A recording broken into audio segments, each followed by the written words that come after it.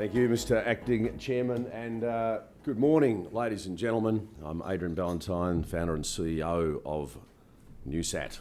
6 weeks ago, I stood before you and I said you're going to have a lot of things are going to happen in the next 6 weeks. This company is in an outstanding position. I think it's very, very important for us all to understand that the world at the moment is very, very tough. Right? Europe is tough. America is tough. Everywhere is tough. But lucky we're shareholders of NewSat because NewSat is absolutely in the right place at the right time. And I've said to you before that even in very, very tough economic times, the place to be is in communications because the world needs to communicate. And even when there's wars and when there's devastation, we need to communicate.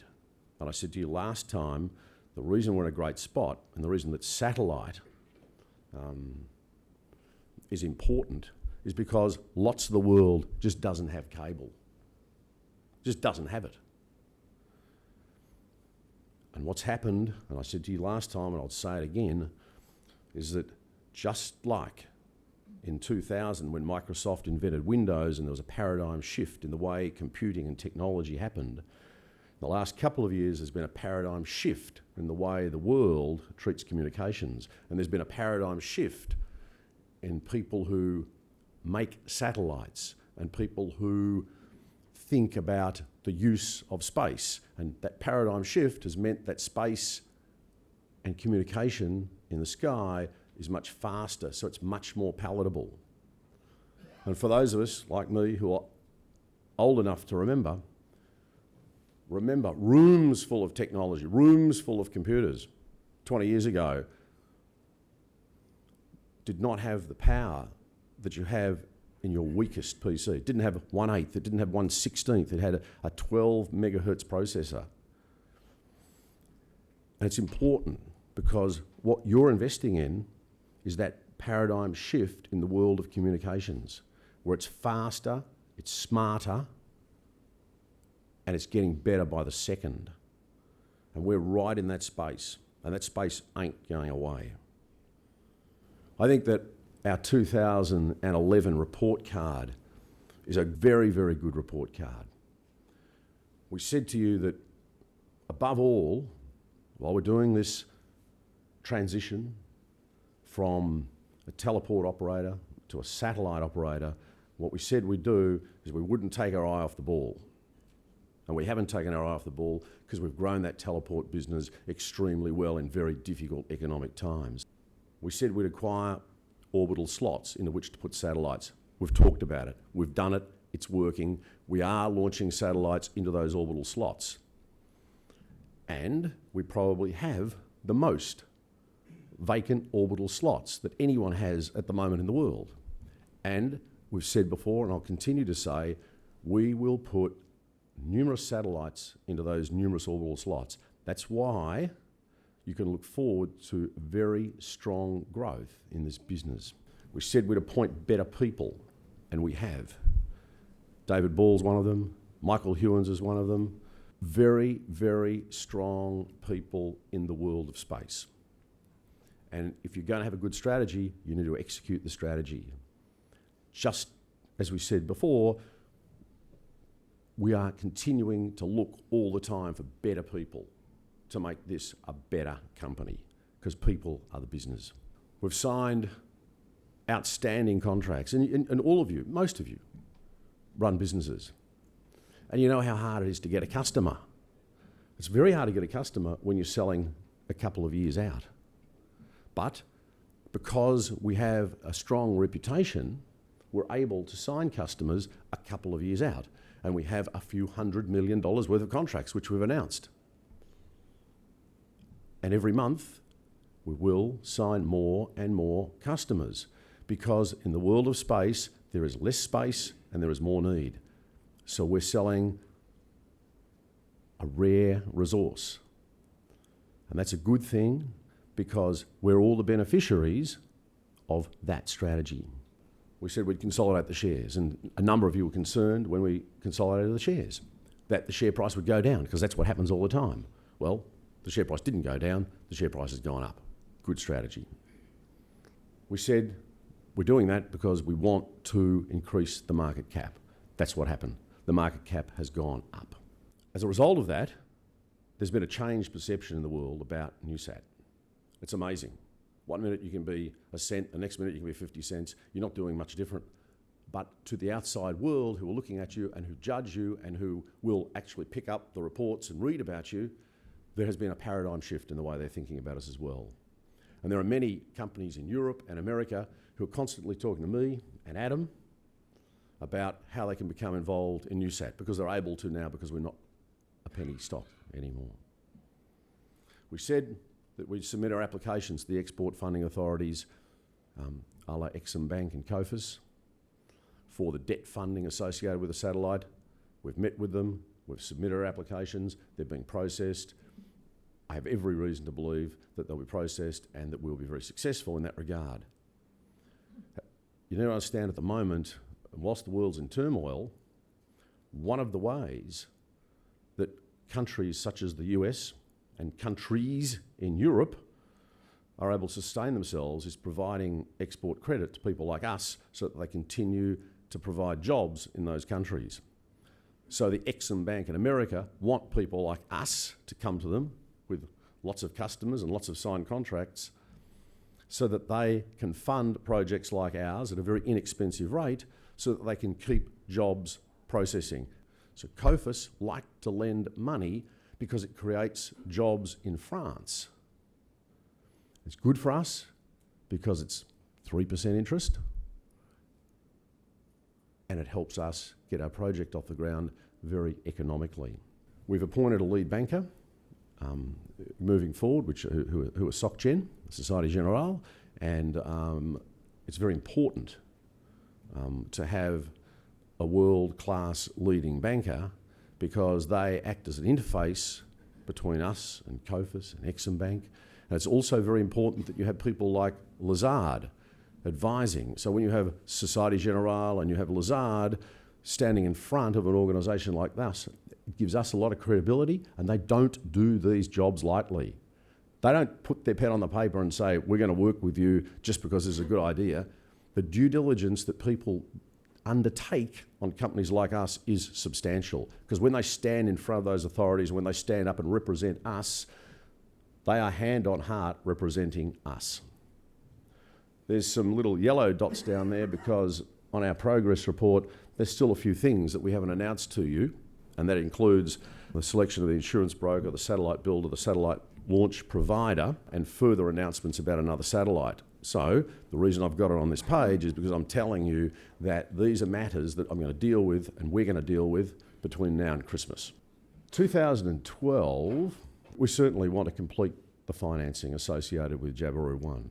And I've talked to you about COFIS and Exim Bank, and I've talked to you last time about we'll raise an equity portion to complement the debt funding. There's nothing that would lead us to believe that we will not fund this satellite, because there's two things that tick the box.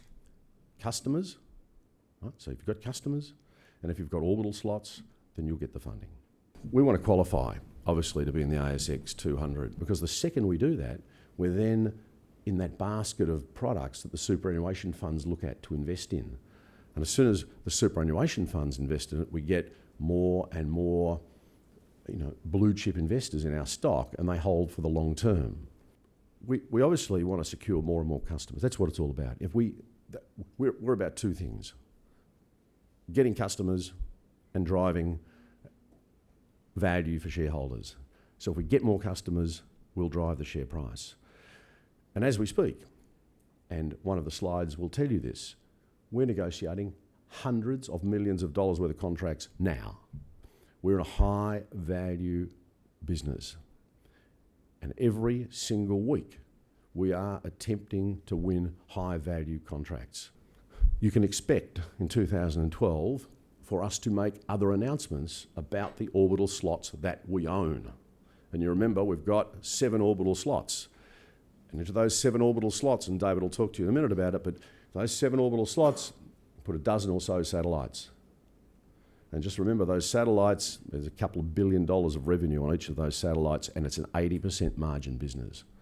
Like, and again, all of you who are in business, the words 80% margin is just a fantastic business to be in. And that's the business that you're investing in. And so we will continue the transition from a teleport operator and a reseller of other people's space. We'll continue to transition to become a satellite operator with a number of satellites in the sky, and that will be an 80% margin business.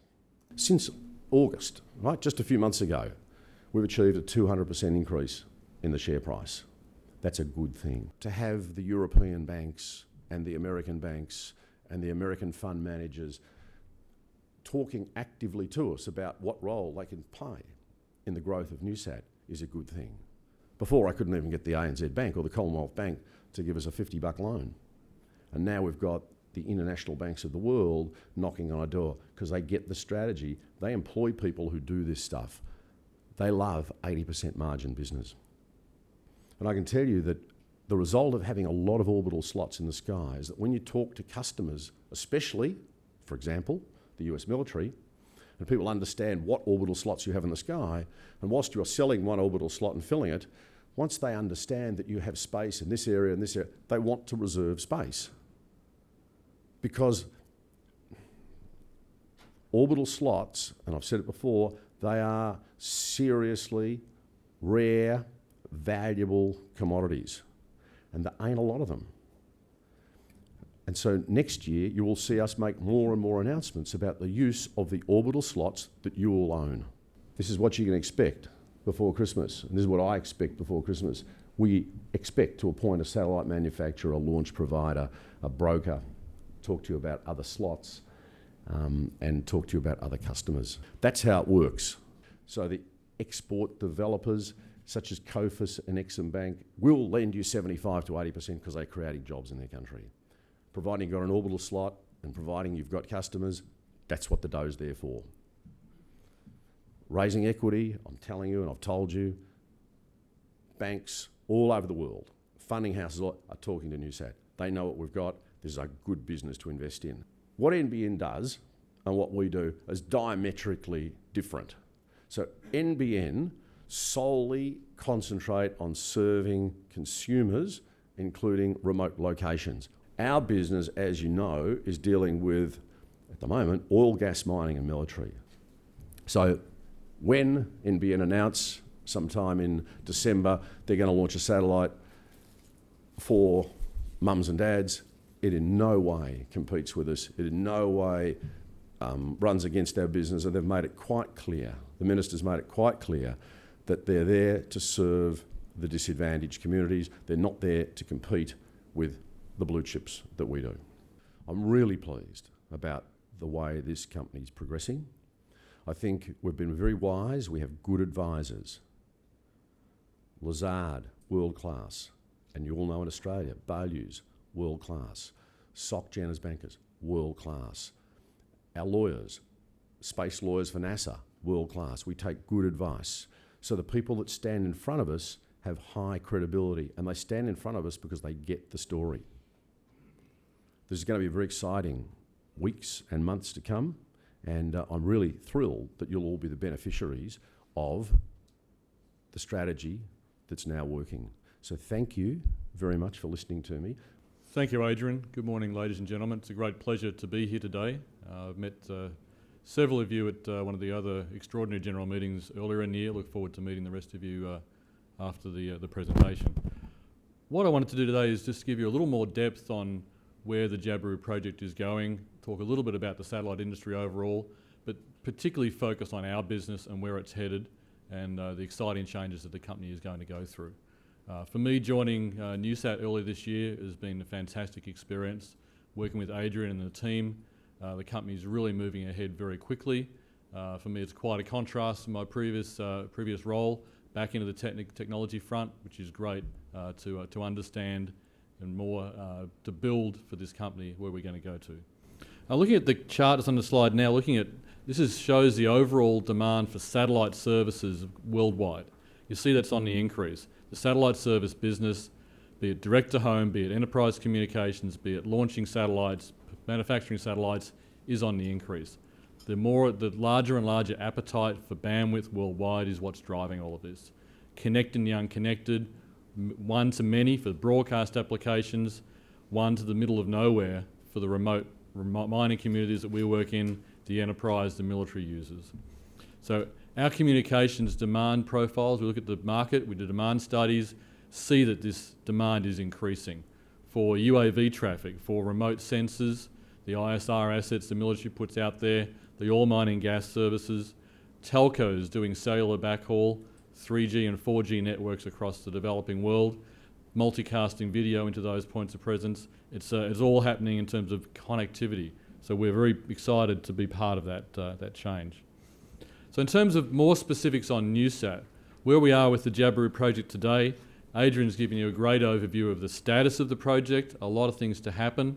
I can assure you of one thing, there will be no long summer vacations in the Ball household this year.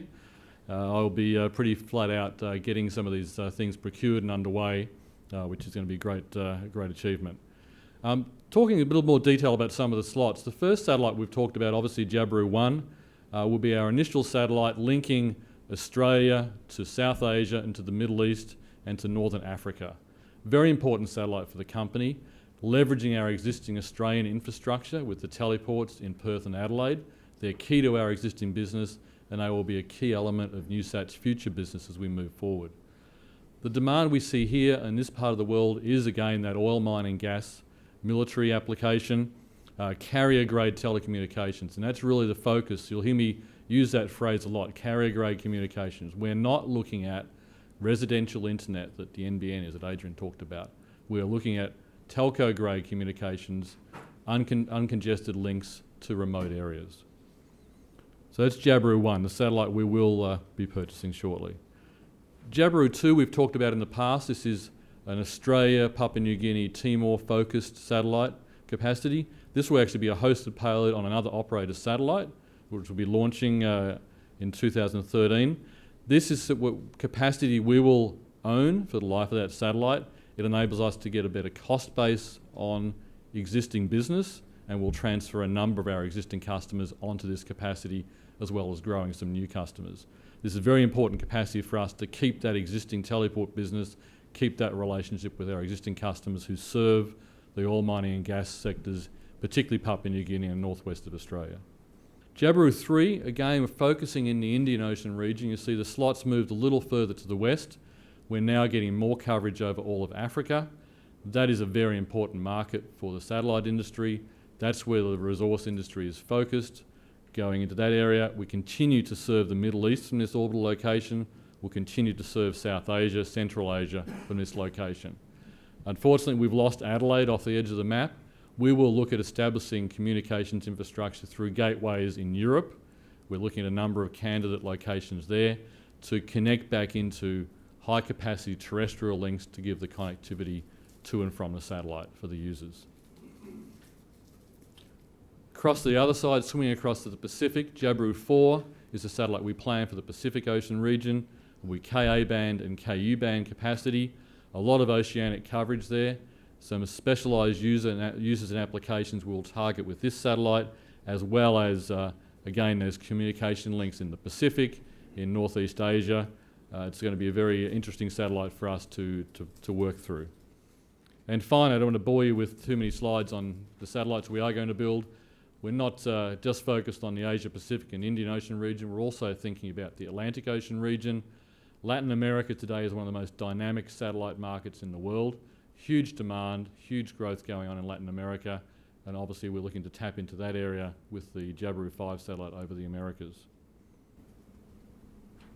Talking a little bit more about the technology, I've used the expressions Ku-band and Ka-band today. To give you an idea on what we're doing on Jabiru in Ka-band, we are focusing the company on Ka-band, which is the next frontier, if you will, for the satellite communications industry.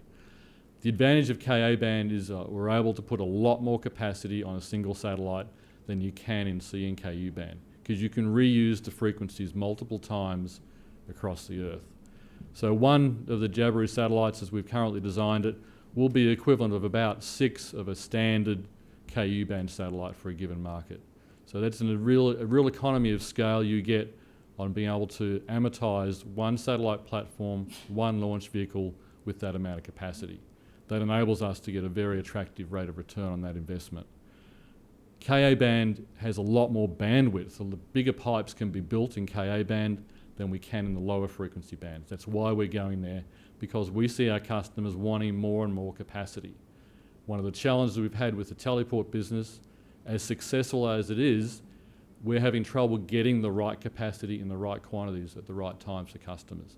So taking control of our destiny again, like we are with Jabiru-2, the Jabiru fleet will enable us to be in the driver's seat on capacity and capacity availability.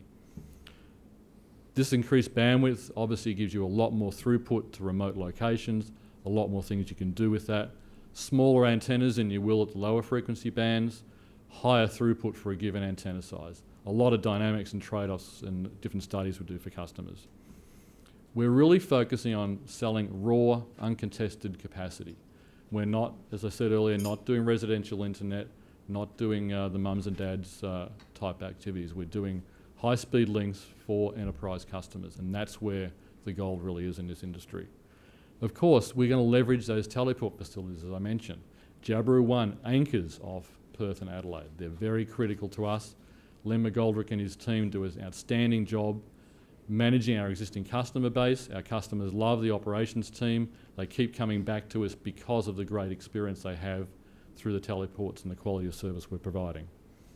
So we're not taking our eyes off the existing business. That is a very important cornerstone of our business today, keeping the teleport business running and building on that, using the Adelaide facility, using the Perth facility to leverage that connectivity we have in Australia to and from unconnected areas in South Asia and in Central Asia, Northern Africa and Middle East. Perth and Adelaide teleports you're probably all very familiar with. We had a very successful customer event in Adelaide a couple of months ago with Defence SA. A number of key customers came out to visit the facility, a number of defence folks from the Adelaide region. Very successful event. It's a real showcase for the company. Very proud of both of our teleports and the work that they do.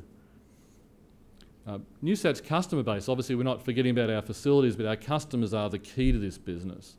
We're not leaving our existing customers behind as well. If you look at the screen here, the large red area is the total customer business we will address with Jabiru and NewSat going forward.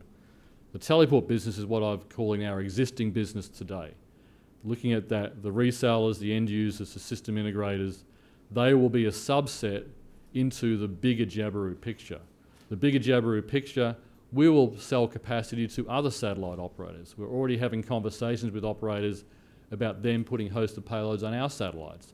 That changes our relationship significantly. And again, we will deal with other teleport service providers like other NewSats around the world who will buy from us to do their own services for their own customers. So across the geographic areas you see on the left, across the market verticals you see on the right, we will continue to address our existing base and enhance our relationship with all of those customers.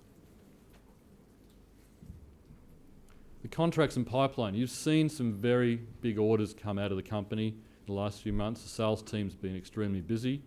You don't see Andrew Matlock in the room today. Andrew's our Vice President of Sales. He's off busy signing some of these new deals, working with customers on the next announcements that you'll see in the coming weeks that Adrian talked about. But quickly on some of the ones that we have announced. Trustcom out of the United States, large contract. They are one of the providers to the US military in Central Asia. They will use this capacity to enhance their communications capabilities into Afghanistan, Iraq and the Middle East area. 3A Technology, again a long-term customer, long-term contract for capacity into Pakistan. This is not a military-focused customer. These are commercial service providers for the telecommunications industry. They are looking at serving cellular backhaul applications, enterprise VSAT applications, a different sector for them to focus on. And lastly, the other one we've announced is QuickLink Communications in the Middle East. Again, a commercial satellite services provider using the Jabiru satellite, Jabiru-1 satellite, to provide service to the Middle East region. And the last bullet there, obviously in amber, still coming, a number of contracts in the pipeline. We can't talk about any specific names, obviously. We're under confidentiality with customers. We can't give leading statements.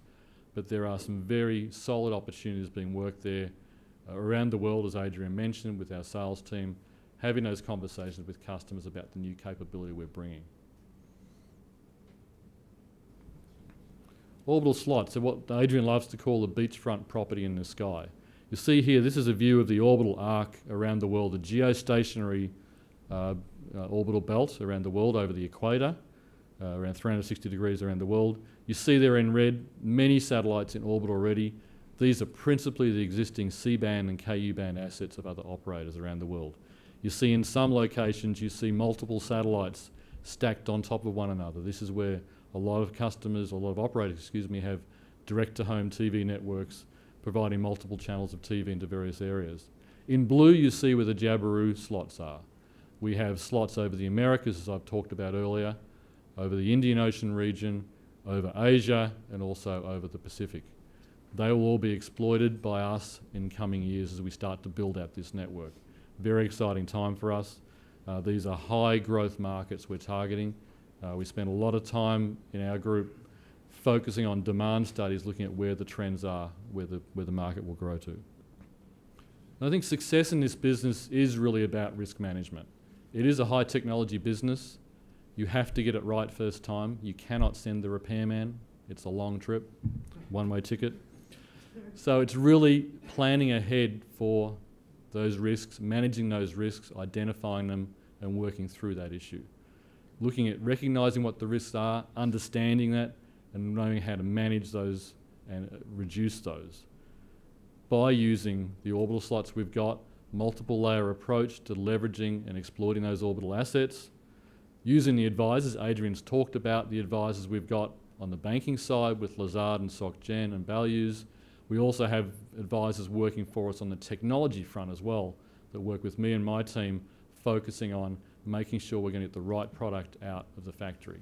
We will put people in the satellite manufacturing facility who have done this before. It's very important that you have experience on the factory floor, watching the manufacturer, watching their sub-suppliers as they produce satellites. Same with the launch vehicle provider.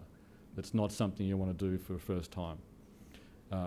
Vendors, best in class, as I've said. We are going to focus on the leaders in this industry for the launch vehicle and for the satellite itself. On the customer base, I've talked about those. Very important to understand the customers, understand that they're solid, understand their businesses are robust and growing, and really looking to pick from the cream of the crop on the customer base because of the demand we see. Insurance, obviously, this is a business that you want to make sure you get right. You have to plan in case there's an issue. We will insure the satellite, insure the launch, and that will protect us financially. Of course, we never hope to have to claim on that policy, but it will be there. And it's a standard practice in the industry. Typically launch plus the first year is the initial policy you take out, then you do annual insurance on orbit once you're on orbit providing services.